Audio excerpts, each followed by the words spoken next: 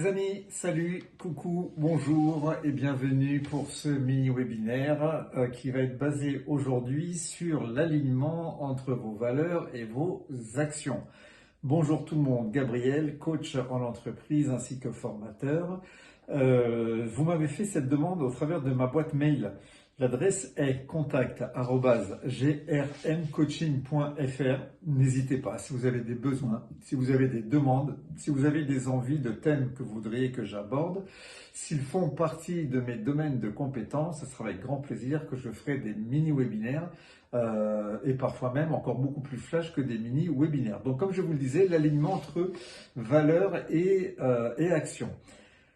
Il est facile de parler de ces valeurs, on peut en parler facilement, de les énoncer dans un discours ou même de les écrire sur un papier, mais il va déjà être beaucoup plus exigeant pour tout le monde de les incarner réellement dans nos choix quotidiens, dans chacune de nos actions et dans chacune de nos interactions.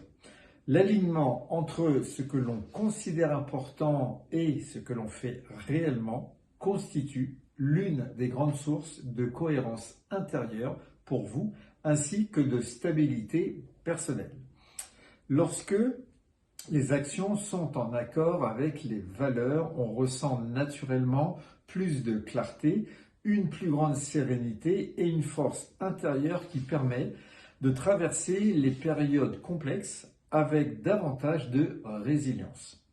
Et à l'inverse, lorsqu'il existe un décalage, même tout petit, même infime, même discret, entre les valeurs proclamées et les comportements effectifs, cela va engendrer assez souvent une fatigue morale à notre jugement, une tension diffuse ou un sentiment de malaise que l'on ne comprend pas toujours. Comme si une partie de soi-même s'opposait à ce que l'on fait.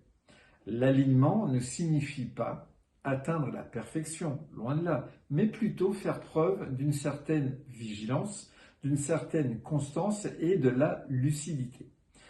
Qu'est-ce que ça va impliquer? Cela va impliquer de se poser régulièrement la question, est-ce que ce que je fais aujourd'hui dans ce choix, dans cette interaction, est cohérent avec ce qui compte vraiment pour moi? C'est dans cette attention que se construit la cohérence, car les valeurs ne se révèlent pas dans les grands discours, mais plutôt dans les petits gestes, dans la manière dont on parle aux autres, dans la manière dont on écoute, également dont on gère un désaccord, dont on respecte ses engagements également et dont on pose ses limites. Dans la vie personnelle, cela va se traduire par des choix simples, mais tout autant significatifs. Dire non, par exemple, lorsque quelque chose va à l'encontre de ses principes. Consacrer du temps à ce qui est important pour ses proches. Maintenir des rituels ou des habitudes qui vont nourrir votre équilibre et votre santé mentale. Plus l'alignement est fort et plus les décisions deviennent simples et claires et surtout elles ne vous surprennent pas.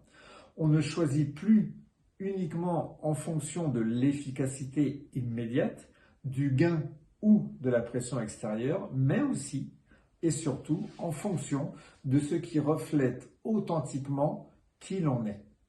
Cela transforme les interactions professionnelles et personnelles, cela réduit le stress des choix compliqués et renforce la capacité à dire oui à ce qui compte vraiment et à dire non à ce qui ne correspond pas du tout à vos valeurs, à celles que vous incarnez.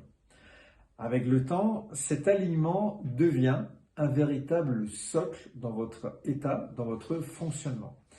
Il stabilise l'identité, renforce la confiance en soi, donne une direction claire et durable, même dans les périodes de doute ou de turbulence, et permet de construire également une vie professionnelle et personnelle beaucoup plus harmonieuse, beaucoup plus cohérente et bien entendu, par définition, beaucoup plus satisfaisante. Donc, n'hésitez pas à avoir cet alignement dans votre fonctionnement, dans votre quotidien, dans vos prises de décision, dans votre posture. Je vous souhaite à toutes et à tous une excellente continuation. On se revoit jeudi prochain.